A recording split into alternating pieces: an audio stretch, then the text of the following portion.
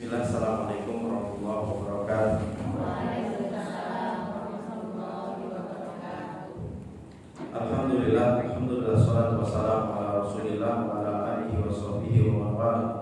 Allah Ta'ala fil Qur'anil Karim, ya ayyuhalladzina amanu taqullaha haqqa tuqatih wa la tamutunna illa wa antum muslimun. Allahumma shalli wa sallim wa barik ala nabiyyina Muhammadin wa ala alihi wa sahbihi wa man tabi'ahum bi ihsan ila yaumil din. Baik umat Rasulullah, alhamdulillah, alhamdulillah kita senantiasa bersyukur kepada Allah Subhanahu wa taala atas nikmat-nikmat yang telah Allah berikan kepada kita semuanya, terutama nikmat sehat dan nikmat waktu luang, sehingga dengan dua nikmat ini kita mampu bermuajahah, mampu bermajlis taklim. Mudah-mudahan amal ibadah kita di pagi hari ini diterima oleh Allah Subhanahu wa taala.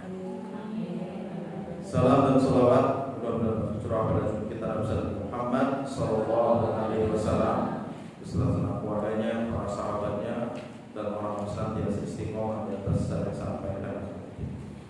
Baik ibu sekalian, pada pagi menjelang siang ini kita akan membahas tentang siang Ramadan. Kita akan bagi beberapa poin nanti. Poin yang pertama, kita akan berbicara puasa secara umum dari keutamaan dan sebagainya. Kemudian yang kedua, kita masuk di bulan suci Ramadan. Target-target apa saja yang nanti kita akan capai di bulan suci Ramadan ini. Jangan sampai menganggap Ramadan seperti bulan biasa. Kemudian yang ketiga, baru kita akan membahas terkait fikih Ramadan. Fikih Ramadan yang disunahkan, yang membatalkan, yang dianggap tidak mengapa dalam Ramadan itu apa saja dalam berpuasa. Baik, sebelumnya kita sampaikan terlebih dahulu apa definisi daripada puasa itu sendiri.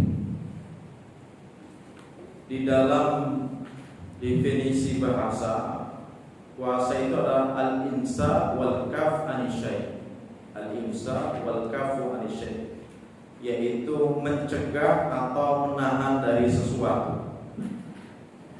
Jadi setiap perbuatan yang di dalamnya ada mencegah atau menahan itu bisa dikatakan puasa. Termasuk ibu sekalian nggak mau ngomong seharian, itu bisa juga dikatakan shaum. Ya, shaum. Ibu tidak mau keluar rumah, itu bisa dikatakan shaum. Itu secara bahasa, itu menahan atau mencegah diri dari keluar rumah. Tapi secara definisi syariat adalah al-imsaku 'anil muftirat. Jadi definisi syariat adalah menahan dari segala sesuatu yang membatalkan puasa. Menahan dari segala sesuatu yang membatalkan puasa. Min tulu'il fajri ila ghurubi syam, dari sejak terbit fajar, itu waktu subuh ya, sampai tenggelam matahari. Ma'aniyat ta'abudillah, dengan niat beribadah kepada Allah Subhanahu wa taala. Jadi ibu sekalian, dari definisi secara syar'i, ibu sudah menguasai sekian persen pembahasan puasa ini. Pertama, ibu sudah paham, namanya puasa itu menahan, mencegah dari segala sesuatu yang membatalkan. Waktunya kapan? Dari terbit fajar sampai tenggelam matahari. Baik, selanjutnya kita akan membahas tentang keutamaan puasa. Jadi guru sekalian, kalau mau berpuasa, ini apa sih keutamaannya supaya termotivasi, supaya semangat? Yang pertama, Allah akan masukkan dirinya ke dalam surga. Allah akan masukkan hamba yang berpuasa ke dalam surga. Nabi bersabda,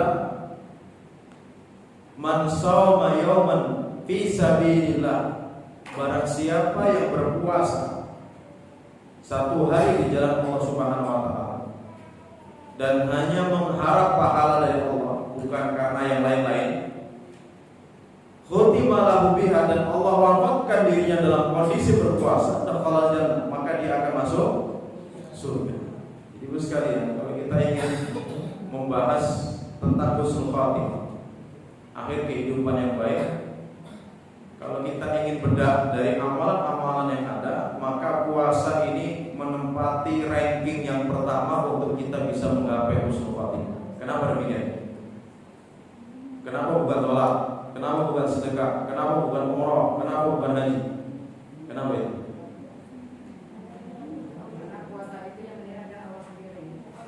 Ya, itu di antara keutamaannya. Tapi dari kajian kita itu sebenarnya kenapa puasa itu lebih berpeluang bagi kita untuk husnul khatimah dibandingkan amalan yang lain?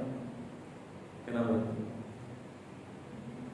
Kalau dikaji dari sholat, puasa, sedekah, begitu, haji sekalipun, umrah sekalipun, apa kira-kira?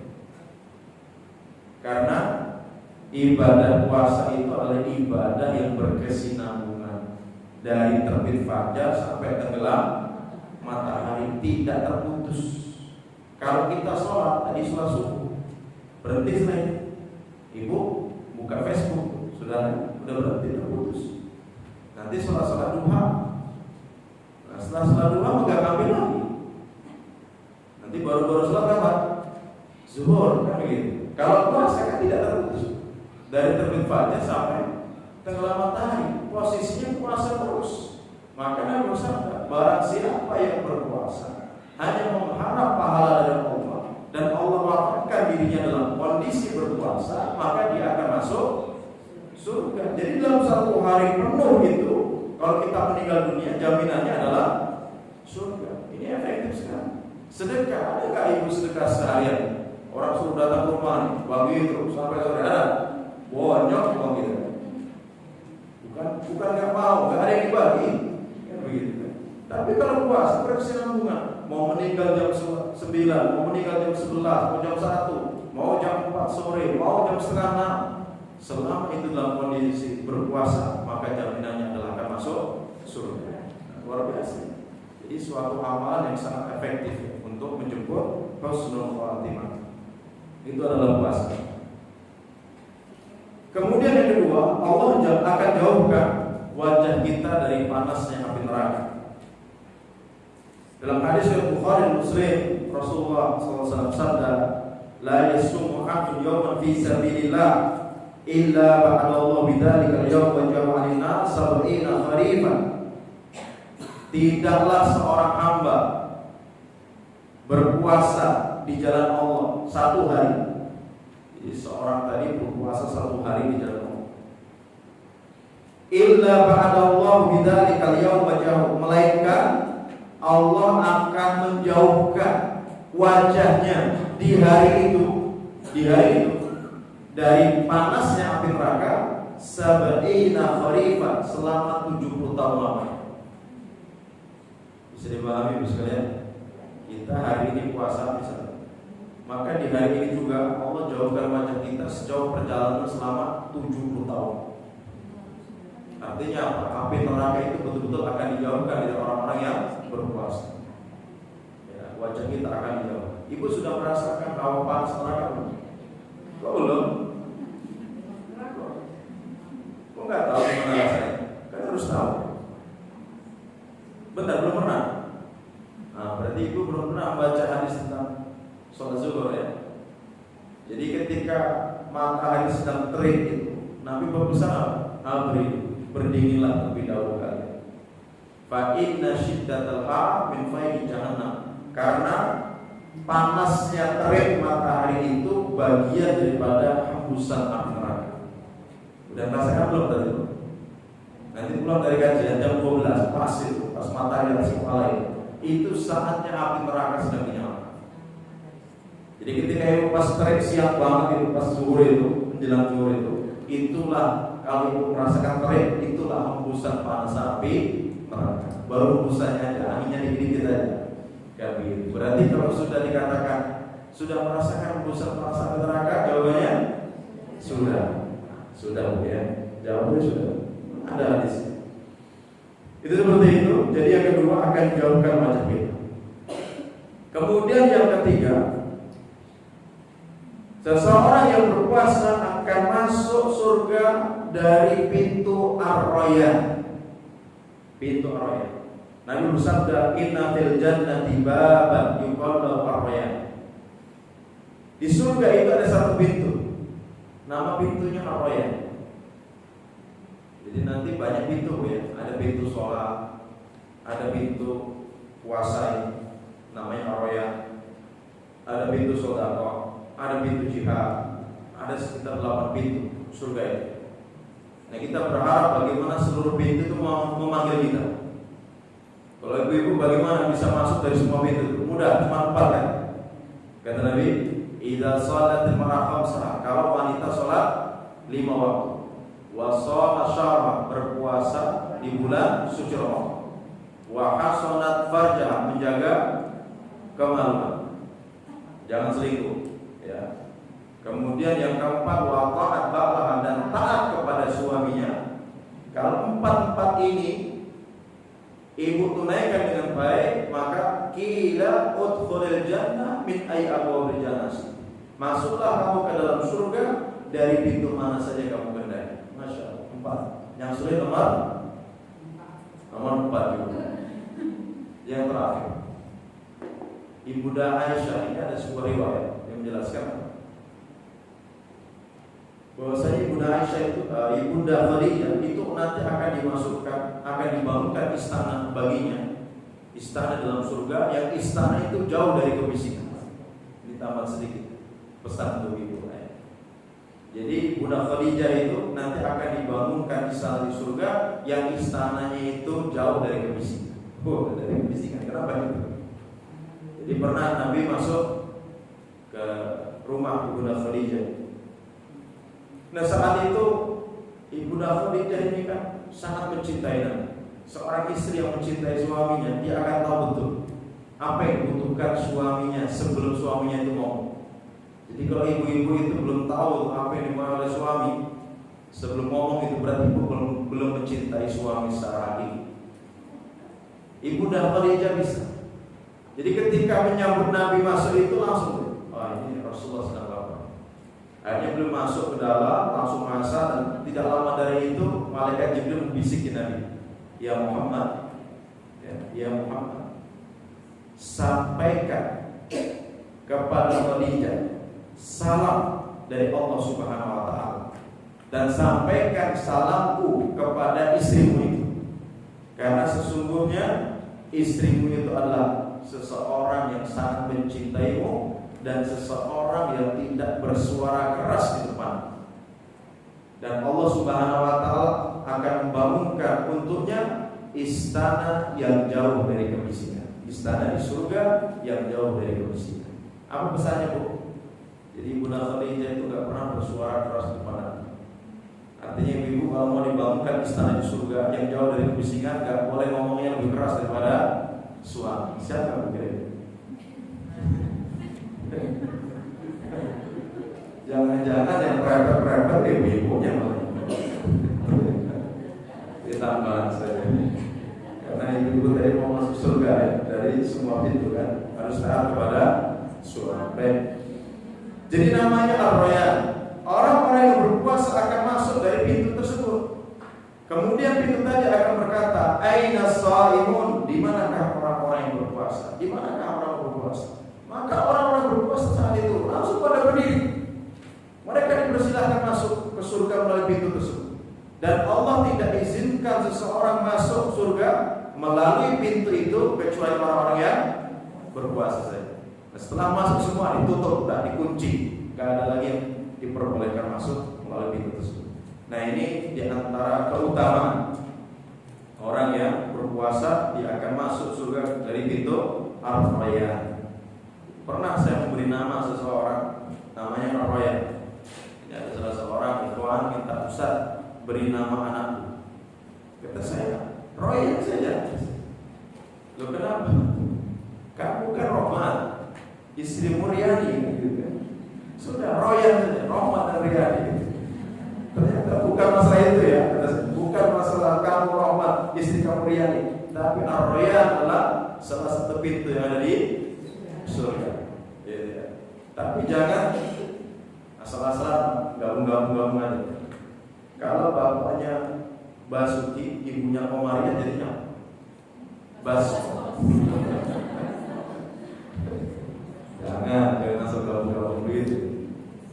Ada lagi biar gak ngantuk ya setelah ada lagi yang kawan saya itu bangga betul, namanya Anwar.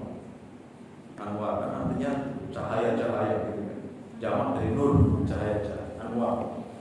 Setelah pulang dia ke Klaten sana, dia sampaikan ke bapaknya, Pak, motivasi bapak dulu menjadi nama saya Anwar itu apa? Bagus Pak, senang dengan nama Anwar. Artinya kan cahaya-cahaya. Nah bapaknya malah cerita, beda lagi ceritanya. Nah kamu jangan bangga dulu. Anwar itu apa juga artinya? Dulu saya kasih nama kamu dengan nama Anwar itu maksudnya adalah An itu anani, War itu warsono. Jadi anaknya warsono. Anwar. Lalu setelah itu malah sedih dia. Kata saya ngapain kamu tanya sama bapak kamu katanya. Udah bagus nama kamu, gak usah ditanya-tanya lagi. Jadi jangan begitu boy. Masa anaknya warsono. Baik, selanjutnya kita akan masuk di bulan suci Ramadan. Ada 4 tujuan besar kita yang harus kita capai di bulan suci Ramadan. Yang pertama, ini pesan Nabi yang pertama, dan kita bagaimana bisa menggapainya. Yang pertama adalah bagaimana puasa kita diterima di sisi Allah Subhanahu wa taala. Bagaimana puasa kita diterima di sisi Allah Subhanahu wa taala. Nabi bersabda, "Rubba sha'imin laisa lahu min siyamihi ilal ju' wal atas." Betapa banyak orang yang berpuasa, dia tidak mendapatkan pahala puasa sedikit pun kecuali hanya lapar dan dahaga saja. Berarti di sini ada sebuah perintah dari Nabi bagaimana puasa kita tidak sia-sia. Ini perlu dikupas. Jadi ibu-ibu sekalian, di saat nanti masuk bulan Ramadan, bagaimana bisa memanage waktu sebaik-baiknya. Jangan sampai Ramadan disibukkan dengan buat kolak aja gitu, disibukkan buat kue aja, disibukkan shopping aja untuk baju lebaran. Bila perlu, Ramadan itu sudah selesai. Ibuku beli bajunya sekarang, gak rame, gak desek-desekan. Yang gak bisa dimajukan itu mana loh? Mudik aja kan, balik kampung, itu gak bisa dimajukan. Tapi kalau beli baju silakan sekarang. Termasuk hari ini ibu, kalau mau simpel udahlah, gak usah buat kue gitu ya. Kenapa itu? Ngajari gak benar Ustaz.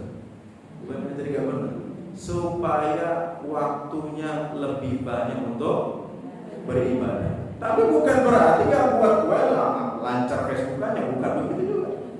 Itu artinya kita benar-benar menghemat waktu untuk hal-hal yang banyak, memporsi kita untuk hal-hal yang tidak baik. Jadi artinya segera buat semacam jadwal-jadwal. Apalagi yang mau khatam Quran ini ya. Ibu-ibu saya sampaikan tidak boleh ibu-ibu nggak khatam Quran. Kebangetan Ramadan kok nggak khatam Quran. Dan jangan sampai khatam Qurannya juga nggak jelas. Saya katakan nggak jelas bagaimana? Nyetel murotal. Murotalnya jalan dia berhenti. Terus saya khatam siapanya? Kasetnya. Dirinya nggak khatam. Atau modal tadarusan, silakan tadarusan. Tapi ibu tatap terus, ikuti terus, baca terus. Jangan pas kawannya baca dia minum teh, makan gorengan. Ya nanti khatamnya nggak 100%, kan begitu. Nah, kenapa puasa seseorang itu sia-sia? Pertama, kalau kita lihat dalam penjelasan yang ada, sebagaimana disampaikan oleh Imam Qudamah dalam kitab Minhajul Qasidin, itu karena puasanya masih puasa awam, orang awam. Puasa orang awam itu seperti apa? Dia puasa hanya tidak makan dan tidak minum, sedangkan anggota tubuhnya masih bermaksiat kepada Allah Subhanahu wa taala. Ini akan sia-sia pahala puasa kita. Puasa masih ada kesempatan nunggu buka, duduk di teras rumah, ngerumpi sama tetangga-tetangganya, sia-sia itu. Jadi kalau ada perkumpulan begitu, ibu lewat, ingat puasa gitu kan. Karena kalau ibu-ibu udah kumpul lebih dari 2, itu kayaknya kemungkinan besar omongannya kesana-kesana deh. Jadi gitu nggak mungkin ibu. Ya Itu yang pertama. Yang kedua, karena masih berbuat dusta atau masih berkata dusta.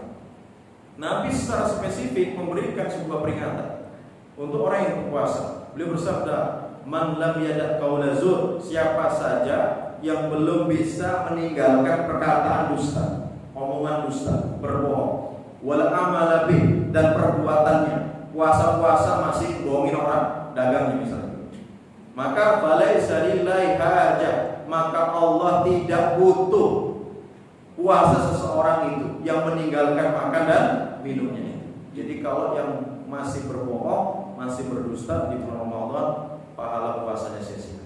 Hanya menggugurkan kewajiban, tapi pahalanya tidak dapat. Ini yang pertama. Berarti target kita bagaimana? Bagaimana puasa kita diterima di sisi Allah Subhanahu wa taala. Target yang kedua, apa yang harus kita raih? Bagaimana kita menjadi orang-orang yang terbebas dari panasnya api neraka. Terbebas dari panas api neraka. Karena apa? Pada setiap malam itu akan ada malaikat yang menyuruh.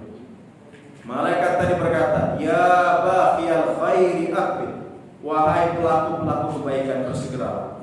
Di bulan suci Ramadan jangan disia-siakan. Bersegera untuk berbuat kebaikan. Wa ya baghiyasy syarri aksir, wahai pelaku-pelaku keburukan, berhentilah.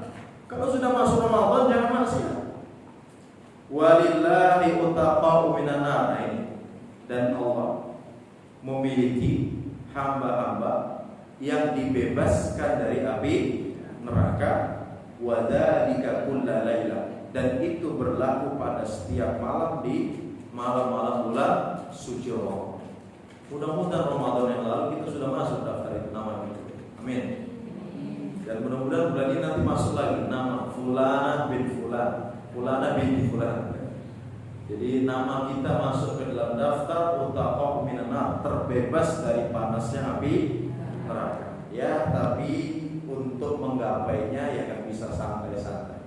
Imam Syafi'i rahimahullah dalam satu hari beliau mengatakan 2 kali Quran itu. Kita berapa kali satu hari? Berapa juz? Berarti apa? Imam Syafi'i satu Ramadan beliau bisa 60 kali khatam.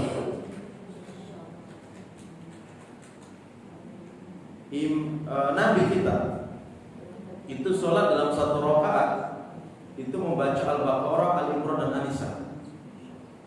Berarti apa?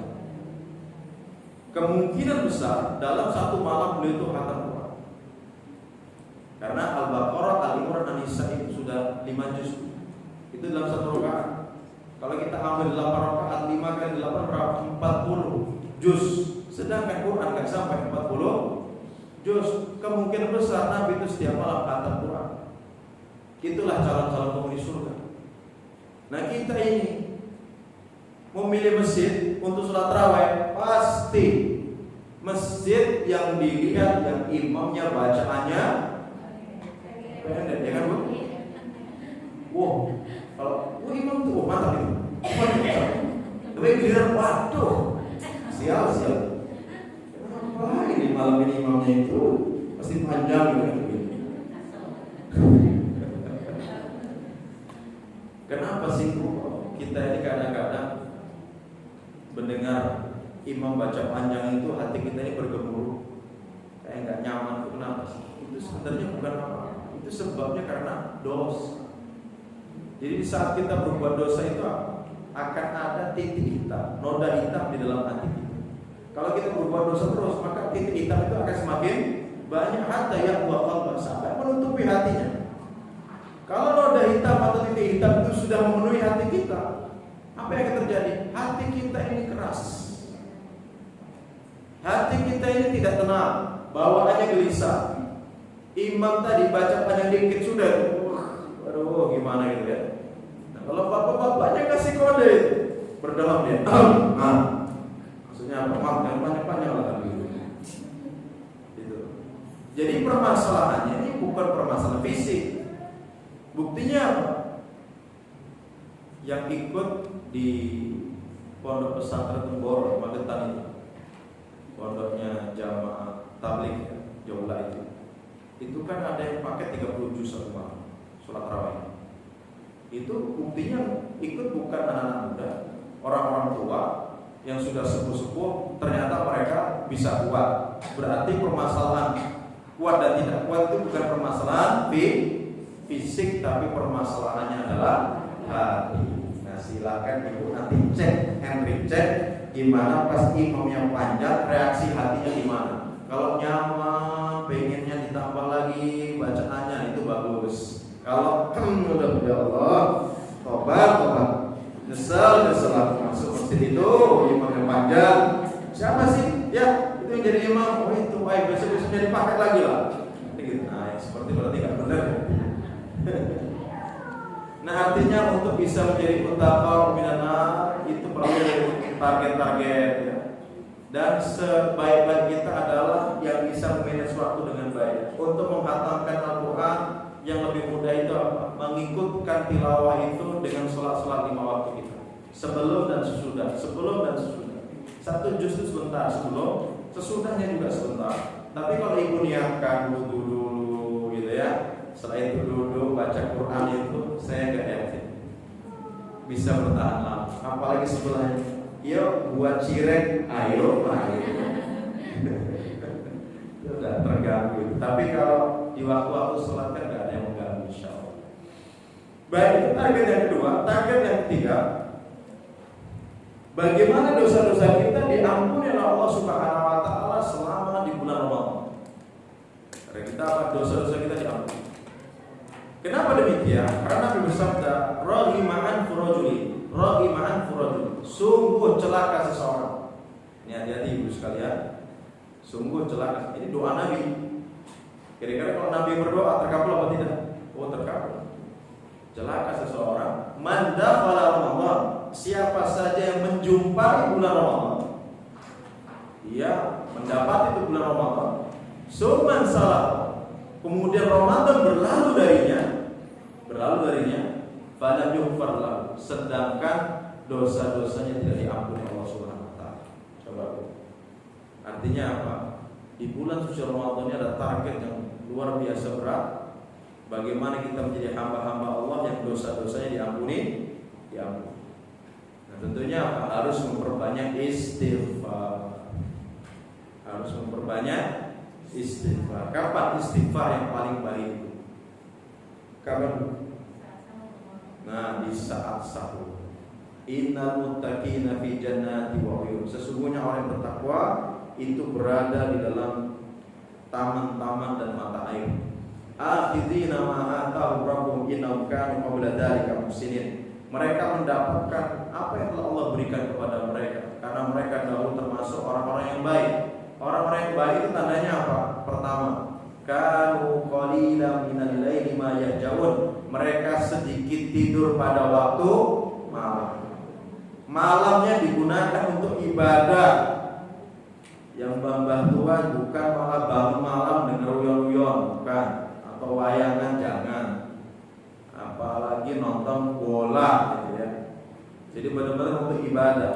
Yang kedua, wabil ashari hum yastaghfirun, dan pada waktu sahur mereka meminta ampunan kepada Allah Subhanahu wa taala. Waktu sahur itu masuk dalam waktu sepertiga malam terakhir.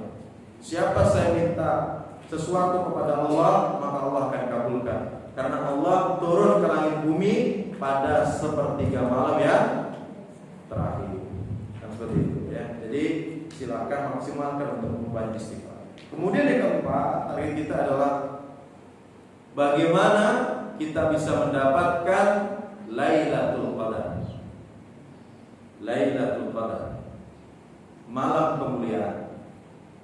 Di malam yang para malaikat tanazzalul malaik, para malaikat turun ke muka bumi pada malam hari. Dan jumlah mereka lebih banyak daripada bilangan pasir yang ada di padang pasir. Berdesak-desakan di bumi ini. Ya. Mereka mendatangi orang-orang yang masih ibadah di malam hari itu. Maka ibu-ibu silakan meskipun di rumah, ketika memang ada tanda-tanda itu Lailatul Qadar, jangan tidur atau jangan nonton sinetron, teman-teman. Kenapa demikian? Fihi lailatul khairu min alfi syahr kata Nabi. Karena di malam hari itu sholatnya kita, membaca Qur'annya kita, zikirnya kita, sedekahnya kita, itu lebih baik daripada kita beribadah selama 1000 bulan. Sedekahnya ibu itu 1 kali di malam hari itu. Maka ada itu jamaah talim, setiap malam ganjil dia sedekah 2 juta. 2 juta dia transfer ke yayasan. Gitu ya. Karena apa? Pahala sedekah di malam hari itu lebih baik daripada bersedekah selama 1000 bulan. Berapa tahun? 83 tahun. Mungkinkah umur kita sampai 83 tahun? Wallahu a'lam bishawab. Ada yang sudah 80? Ya, ada yang sudah 70? Ada yang masih 60? Masih bahasa kita ya. Ada ya? Banyak 60 ini ya. Nabi menegaskan akmaru ummati ma baina sittin ila sab'in. Umur umatku hanya berkisar antara berapa? 60 sampai 70 tahun saja. Sangat sedikit umur umatku yang lebih daripada itu. Artinya kalau sudah usia 60 sudah lampu merah. Merah. Kuning lah. Ya. Kalau 70 jadi berkibar bendera kuning. Sebenarnya semua kita ini mati. Dan kitanya hakikatnya sudah mati. Cuman permasalahan cuma waktu saja. Yang lain sudah tua, kita belum gitu. Intinya mati semua kita kan. Nah, kita hakikatnya juga sudah dalam daftar antrian itu ya. Cuman nggak tahu antrian ke berapa gitu. Kita takut ternyata depan kita ini tinggal 1 orang lagi gitu kan. Setelah itu kita, Allah alam bisawab, kita tidak tahu. Maka ini menjelang Ramadan. Sampai-sampai kalau kita ibadah di bulan Ramadan itu, apalagi masih itikaf, kita mohon betul sama Allah. Kalau memang Allah wafatkan diri kita, sudah lepas 10 hari terakhir di Ramadan ini, lagi jos-josnya ibadah itu, udah wafatkan Allah. Tapi ya tidak juga gitu. Karena Allah Subhanahu wa taala yang menetapkan ajal itu ya sesuai dengan kehendaknya. Pas ibadah baik nggak diwafatkan gitu. Giliran lagi maksiat sedikit Allah wafatkan. Nah, ini yang namanya meninggal dalam keadaan suul Fatimah. Maka ibu sekalian, jangan coba-coba berbuat maksiat. Khawatir pas maksiat kena petir mati. Ini bahaya. Pas maksiat nabrak mobilnya, selesai kan begitu. Itulah meninggal yang tidak baik. Nah, jadi Lailatul Qadar ini adalah malam kemuliaan yang luar biasa. Amal ibadah kita akan lipat gandakan, bahkan amal ibadah kita lebih baik daripada kita beribadah selama 1000 bulan. Nah, kenapa ada Lailatul Qadar dalam umatnya Nabi Muhammad SAW? Kenapa? Mungkin kita bertanya-tanya. Jadi begini, saat itu Nabi berkisah tentang umat-umat terdahulu.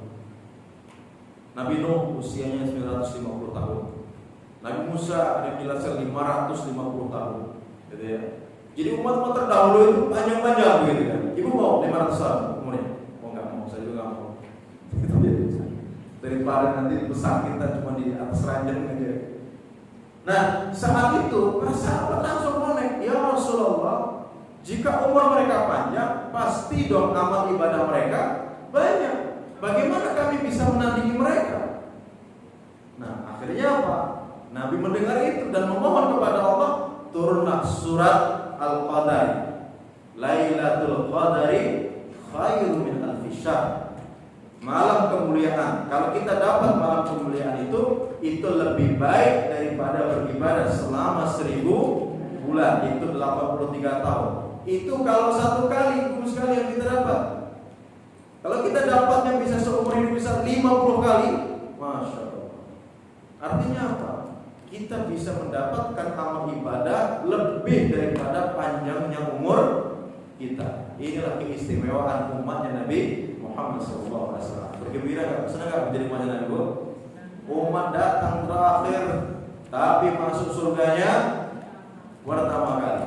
Dan yang ada di barisan pertama yang akan masuk surga adalah orang-orang, jawab, yang nanti di barisan pertama masuk surga itu adalah orang-orang dari umatnya Nabi yang ya miskin.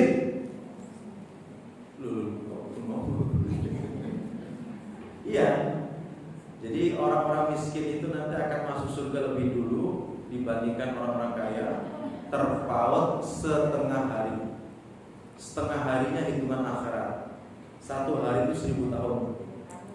Berarti 500 tahun orang-orang kaya itu tertinggal pada masa orang miskinnya sudah dada. Saya masuk surga itu. Pertanyaannya, menjadi miskin mau menjadi miskin apa kaya?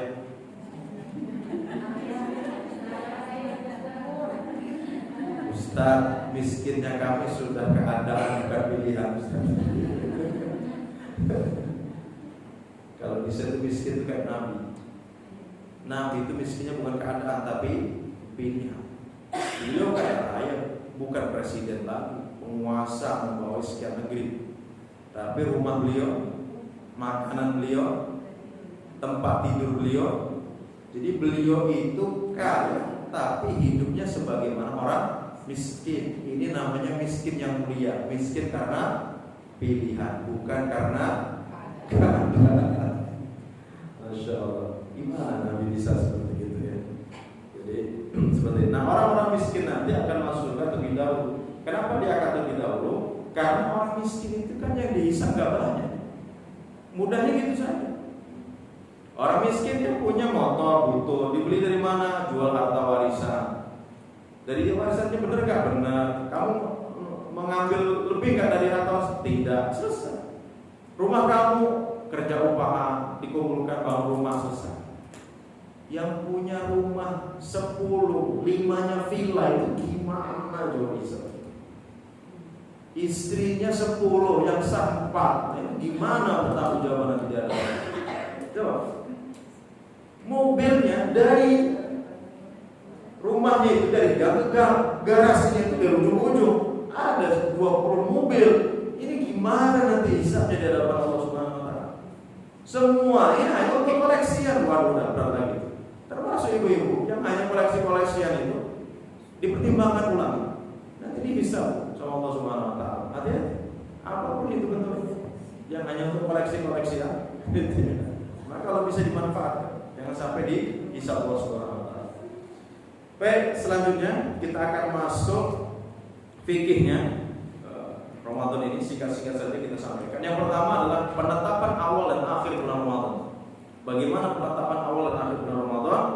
Di dalam menetapkan awal dan akhir Ramadan dengan ru'yatul hilal, melihat hilal.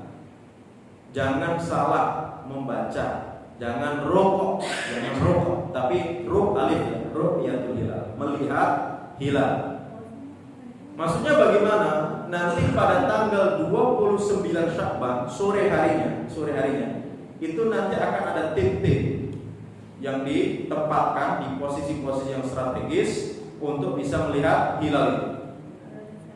Jika pada tanggal 29 itu malam ke-30 itu terlihat hilal itu, maka bulan Sya'ban itu hanya 29 hari dan tanggal 30-nya sudah jatuh tanggal 1 Ramadan.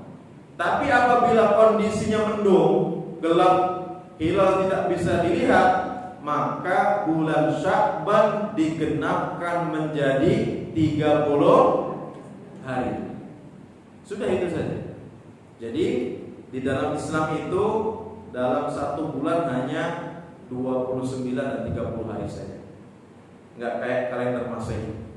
Kadang tekok sampai satu bulan hanya 28 hari. Kadang overload sampai tanggal 31. Kalau di dalam kalender Hijriah, kalau tidak 29 hari, 30 hari. Udah seperti ini. Maka kalender Hijriah itu lebih cepat perputarannya daripada kalender Masehi.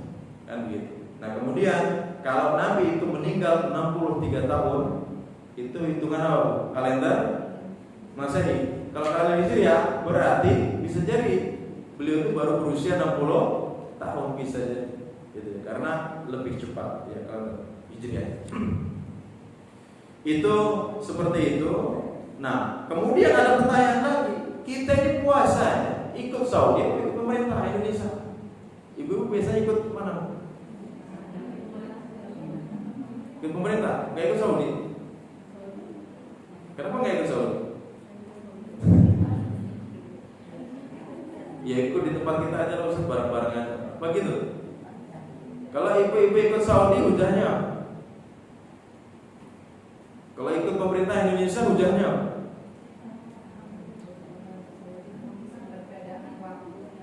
Perbedaan waktunya.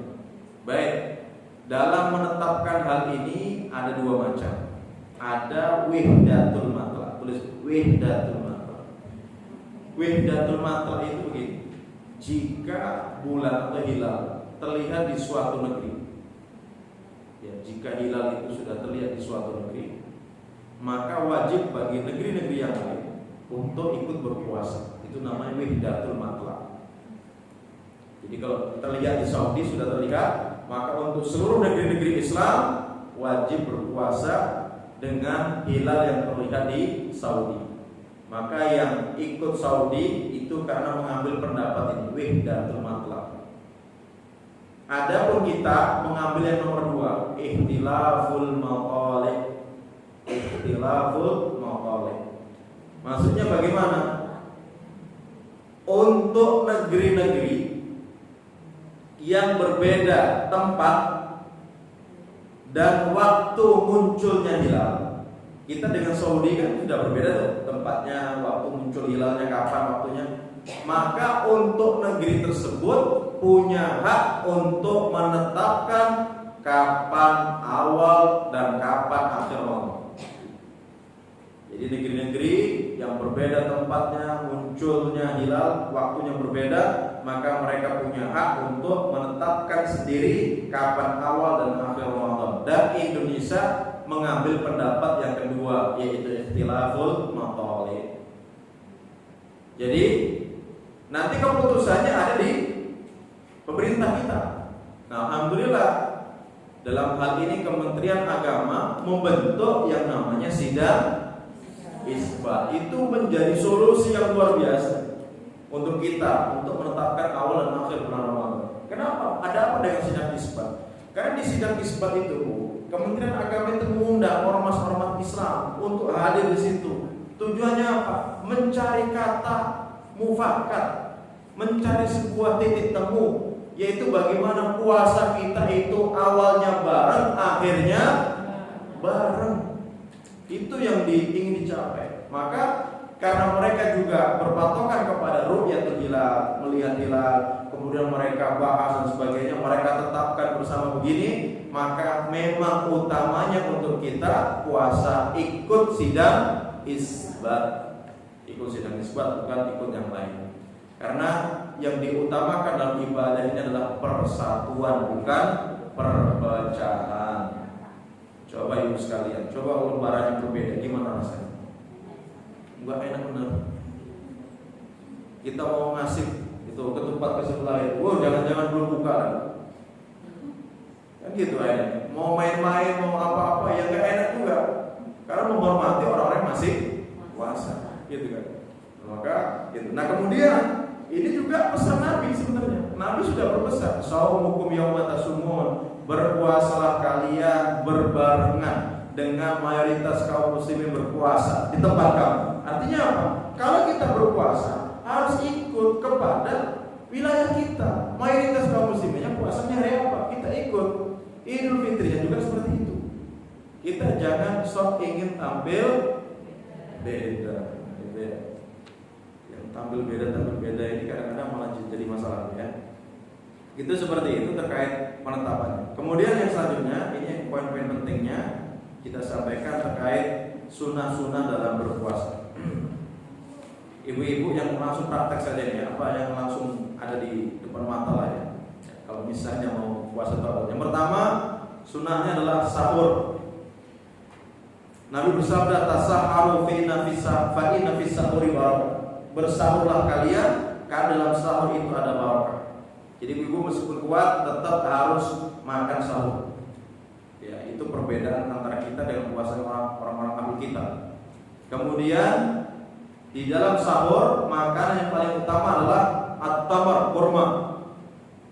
Nabi bersabda, "Nikma sahurul mu'min at-tamar."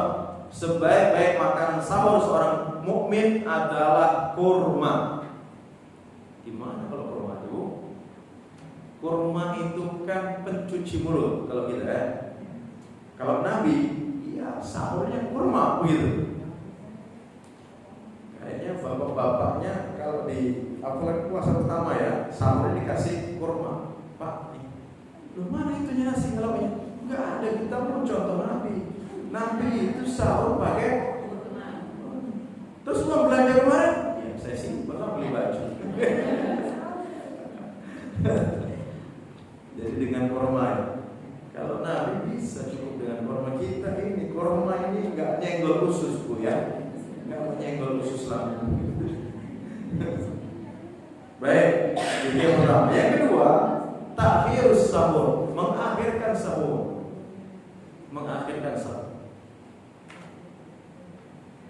Di sini dari sahabat Zaid bin Thabit, beliau berkata demikian. Tasahanna ma'an Nabi, kami sahur bersama Nabi.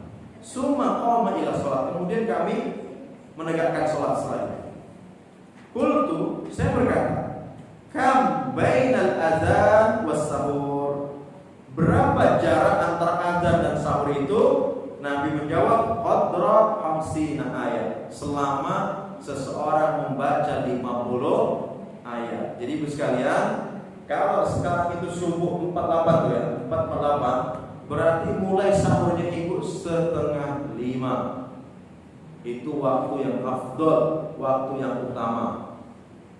Bahkan Nabi sendiri menjelaskan, kalau azan ini masih di tanganmu, atau ini masih begini, atau piring itu masih kita pegang begini, apa kata Nabi? Idza sami'a ahadukumun nida, jika salah seorang kalian mendengar azan, wal inau ala yadi, sedangkan piringnya atau gelasnya masih di tangannya, fala yatahu, janganlah dia meletakkan itu piring gelasnya hatta yaqdi hajatahu minhu, sebelum dia menyelesaikan kebutuhannya itu. Tapi nggak boleh nambah. Itu ya. Yang di tangan selesaikan, yang di piring selesaikan, coba. Ya, tapi waduh, lauk satu itu belum selesai, boleh nggak boleh? Itu ya. Dan ini hati-hati, puasa pertama biasanya banyak yang lupa ya. Kalau suaminya buka tudung nasi ya juga. Makan gitu ya. Kalau sudah makan satu piring habis, diingetin sama istri, mas puasa. Oh iya ya, astagfirullahaladzim. Kalau belum minum bagaimana? Gak boleh minum. Ya sudah. Berarti Allah telah memberikan makan, telah memberikan minum kepadanya. Tapi gak boleh setelah ingat, wah, aku belum minum. Ya gak boleh minum. Terus gimana? Ya sudah. Udah dikasih bonus makan, masih juga minta minum. Kan begitu ya. Jadi ketika sudah ingat berhenti. Kalau sudah ingat masih melanjutkan, batal puasanya. Itu seperti itu. Sering-sering gitu Bu ya. Sering-sering lupa gitu maksudnya. Sering-sering lupa. Baik, ini terkait mengakhirkan sahur. Jadi imsak, ibu sekalian, pemahaman imsak itu tidak sebagaimana pemahaman yang ada di Indonesia. Imsak itu maksudnya pemberitahuan saja. Oh, bentar lagi loh, ini waktu sahur mau selesai. Dan jangan pula ibu-ibu sahur jam 1:30. Itu bukan sahur namanya, makan malam. Ya. Kalau 1:30 kita sahurnya ba'da subuh, udah keroncongan di perut. Apalagi setelah makan 1:30 tidur pula, udah bangun-bangun lapar lagi ya. Lapar lagi. Jadi benar-benar sunnahnya mengakhirkan. Kemudian ketiga adalah takjilul iftar, menyegerakan buka puasa. Nabi bersabda, la yazalun nas bi khairin ma ajal fitr. Manusia akan senantiasa dalam kebaikan selama dia menyegerakan buka puasa. Maka ibu-ibu, apa yang harus dimiliki? Yaitu jadwal waktu sholat. Ibu-ibu harus punya jadwal waktu sholat masing-masing. Loh, kenapa? Karena tidak semua muadzin itu amanah. Ada yang sekilit, terus sekilit. Iya, kalau buka di masjid masih mending. Buka di rumah, dia buka 5 menit, jalan ke masjid 5 menit, baru sudah 10 menit. Pada 10 menit ini adalah waktu yang utama kita untuk berbuka dan waktu yang mustajab bagi kita untuk berdoa. Kalau lewat, wah bahaya. Maksudnya bukan bahaya, artinya kita kehilangan sebuah waktu yang sangat utama. Kemudian yang keempat, ayuftira ala rutabi awit tamri intayassar awil ma. Berbuka, hendaknya berbuka dengan yang pertama kalau ada rutab, kurma basah kalau bisa. Kalau tidak dapat kurma yang masih basah, yang baru dipetik itu nggak bisa, maka pakai tamar, kurma yang kering. Yang sampai ke kita itu namanya tamar, kurma kering. Kalau tidak mendapatkan kurma kering, maka dengan air putih. Rutab, tamar, air putih. Bukan rutab, tamar, kolak, enggak. Apalagi diganti. Ya, di piring itu pakai kurma Indonesia, nggak boleh. Kurma Indonesia itu apa? Bakwan dan tahu putih. Jadi orang Indonesia itu belum bisa dirubah mood makannya. Jadi kalau pas buka di piring itu ada kurma bener kurma, tahu putih, bakwan dan macam-macam. Yang diincar apa ya? Tahu putih. Gitu ya. Jadi ibu-ibu kalau mau buka itu diawali dengan kurma. Kenapa? Di sini panjang kali lebar dijelaskan karena kurma itu gizinya ketika masuk lambung itu mudah diserap oleh lambung. Karena apa? Dia manis dan sebagainya. Tapi ini tidak bisa diwakilkan dengan kolak, diwakilkan cendol, apalagi. Nah kalau nggak ada kurma air putih duluan, maksudnya begitu. Jangan ketika buka itu langsung dihantam dengan sesuatu yang berat. Langsung ambil goreng itu nggak benar. Langsung apa lagi bu? Langsung makan yang keras-keras itu nggak boleh. Karena kasihan lambung setelah 1 hari, maka dia harus perlu diawali dengan sesuatu yang lembut. Kemudian yang kita akan bahas terakhir adalah amalan-amalan unggulan di bulan suci Ramadan. Amalan unggulan. Yang pertama puasa jelas. Yang kedua tilawat Al-Quran, membaca Al-Quran.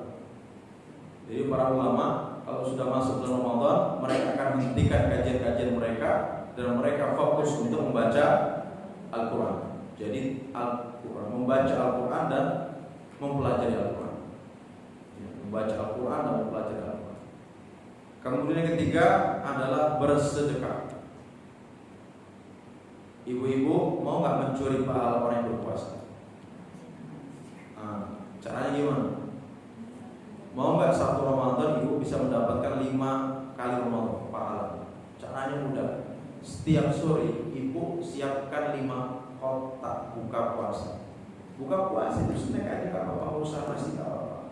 Kalau mau nasi juga sih. 5 kotak itu taruhlah di masjid. Ada 5 orang ambil. Kelima-limanya puasa, maka bagi ibu kata Nabi, barang siapa yang memberikan bukaan kepada orang puasa, maka baginya pahala orang yang berpuasa tersebut tanpa mengurangi pahalanya sedikit pun. Jadi kalau ibu setiap buka itu menyiapkan 5 kotak terus sampai 30 hari, berarti ibu mendapatkan pahala puasa ibu sendiri dan pahala dari 5 orang. Berarti 6 kali Ramadan kita sudah dapatkan. Ini namanya memborong pahala orang. Ya, dengan kita hanya sekedar memberikan buka puasa. Yang paling mudah lagi, paling simpel lagi, ibu beli kurma yang banyak, ibu drop di mesin-mesin. Itu nggak ribet itu. Namanya orang buka pasti nyentuh kurma, masya Allah. Nah silakan ngomong sama-sama. Beli kurma, ambil ya. Itu terkait sedekah. Nah kemudian yang utama juga di bulan suci Ramadan adalah iktikaf. Untuk iktikaf ini tidak terbatas untuk bapak-bapaknya saja. Kalau ibu-ibunya yang iktikaf boleh tidak? Boleh. Kalau masjid ini nggak mungkin. Jadi masjid itu yang ada pembatasnya bukan satir itu, benar-benar pembatasnya tembok gitu. Jadi ada tempat laki, ada tempat perempuan. Ini nggak masalah kasih santai, tapi tempat untuk istirahat ibunya kalau bisa mungkin di lantai 2, kalau bisa di lantai 2 itu silakan. Jadi ibu-ibu selama Ramadan ingin iktikaf di 10 hari terakhir silakan, tapi dengan syarat dapat izin dari suami. Orang suami nggak iktikaf, istrinya iktikaf, repot. Yang kedua, aman dari fitnah. Ya, iktikafnya ibu nggak jadi pembicaraan bapak-bapak gitu. Kalau jadi pembicaraan nggak usah iktikaf. Yang ketiga, jangan pakai parfum. Gak boleh nanti Allahu Akbar, Masya Allah, ini pasti janda muda kan gitu kan, ada bapak-bapaknya nanti kan, jangan pakai parfum. Oke, yang terakhir adalah umroh. Nabi menjelaskan al-umratu fi Ramadan takdilu hujjatan ma'i. Umroh yang dilakukan di bulan suci Ramadan itu seperti berhaji bersama. Masya Allah. Berangkat kurang ya, silakan. Mudah-mudahan bermanfaat. Secara umum seperti itu kajian kita. Dan kita akan perdalam lagi di waktu tanya jawab. Silakan, waktu saya kembali ke pengacara.